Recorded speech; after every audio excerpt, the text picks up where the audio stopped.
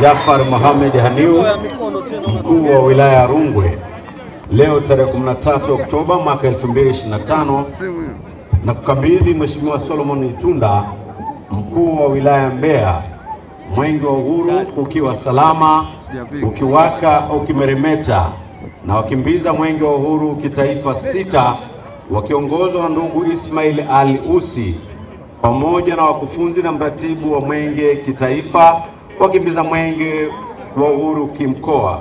Naomba Mwenyezi Mungu akusaidie.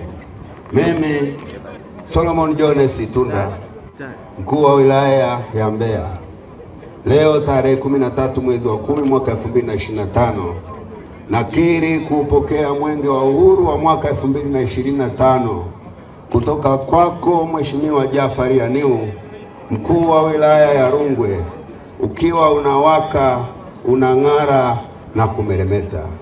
Pia nakiri kuwapokea wakufunzi, waratibu wa mkoa na wakimbiza mwenge 6 wa kitaifa wakiongozwa na kiongozi wa mwenge kitaifa, ndugu yangu Ismail Ali Usi. Mwenge wa uhuru utakimbizwa leo tarehe 13 mwezi wa 10 katika jiji la Mbeya kwa takribani kilomita 45.5.